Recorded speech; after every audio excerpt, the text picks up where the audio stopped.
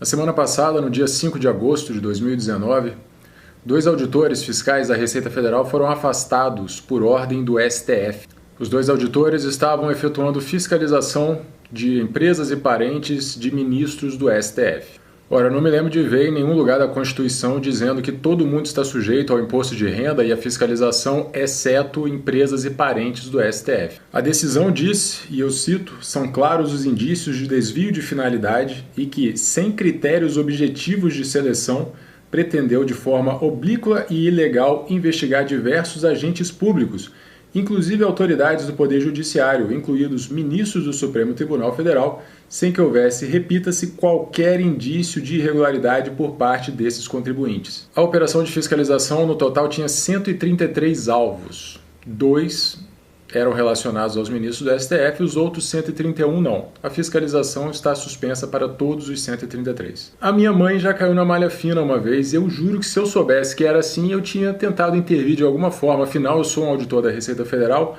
Como é que a minha mãe pode ser fiscalizada, né? Eu imagino que a maioria da população não deve saber como que acontece uma fiscalização na Receita Federal e certamente alguns ministros do STF podem não saber também. Então eu vou falar para vocês rapidinho aqui, de uma forma geral, como que isso funciona. Primeiro, os auditores da Receita não podem escolher quem eles quiserem da forma que eles quiserem. Na verdade, até chegar a um auditor da Receita, houve toda uma análise prévia observando normas internas que dizem exatamente como é que se seleciona os contribuintes e também uma série de batimentos eletrônicos e que ninguém fiscaliza, simplesmente passa por uma filtragem e sai o resultado. Então, primeiro você tem uma fase de planejamento. E o foco aí eram agentes públicos, e eram 800 mil CPFs. A segunda fase é de cruzamento de dados, como eu falei, e é automatizada. E ninguém consegue interferir, você não consegue excluir alguém do cruzamento de dados. Finalmente você tem a análise individual. É aí que entra o trabalho ali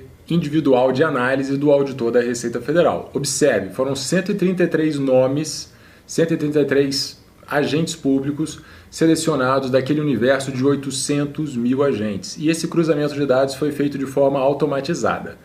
Esses 133 resultantes foram distribuídos para os auditores para que eles verificassem se havia alguma irregularidade. Nenhum auditor pode escolher colocar alguém naquela lista, nenhum auditor pode escolher retirar alguém daquela lista. Em seguida, o trabalho dos auditores é pautado por uma série de normas, e acredite, são muitas normas de atuação para processos totalmente objetivos de tratamento desses dados. E aí, claro, a partir desses 133 agentes públicos, o auditor pode fazer diversos cruzamentos de dados, pode acessar diversas informações de outros contribuintes, afinal, acredite, existe uma coisa chamada laranja, que é muito utilizada no Brasil, quando uma pessoa coloca uma outra para fazer alguma coisa errada no nome dela, em nome dela, né, na verdade, para que não se descubra quem é o real interessado pela operação. Por isso, os auditores acabam verificando diversos CPFs e CNPJs também nesse tipo de análise, óbvio. E a Receita Federal está sendo acusada de escolher o nome agentes públicos para a operação de fiscalização, demonstrando talvez que não houvesse impessoalidade na escolha dos alvos.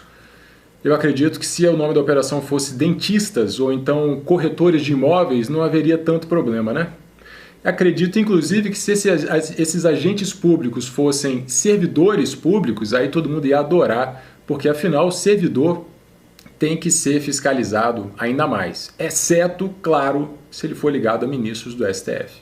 É interessante apontar que a Receita tem delegacia de maiores contribuintes.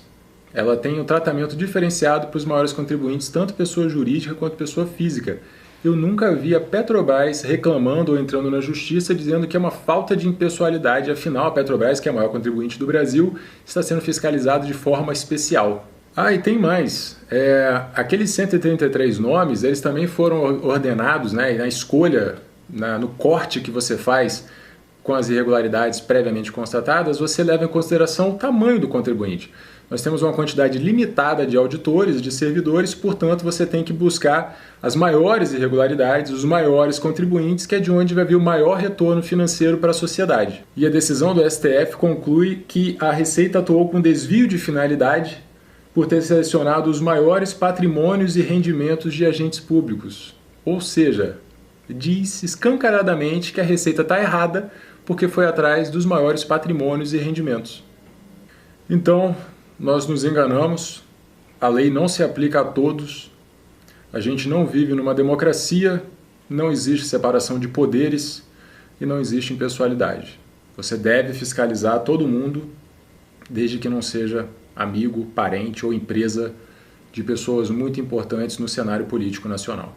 As pessoas politicamente expostas deveriam ter um trabalho separado, maior de fiscalização, uma transparência maior, um jogo aberto para com a fiscalização da Receita Federal e dos outros órgãos públicos, porque elas não só são agentes públicos, mas elas controlam o destino da nação, seja financeiro, jurídico ou legislativo. Todos eles tinham que ter as suas finanças escancaradas para que a gente tivesse certeza sempre de que estão fazendo a coisa certa com o nosso dinheiro. E infelizmente esse não é o caso. Se você também acha um absurdo o que está acontecendo com a Receita Federal, por favor me ajuda a espalhar essa mensagem. Obrigado.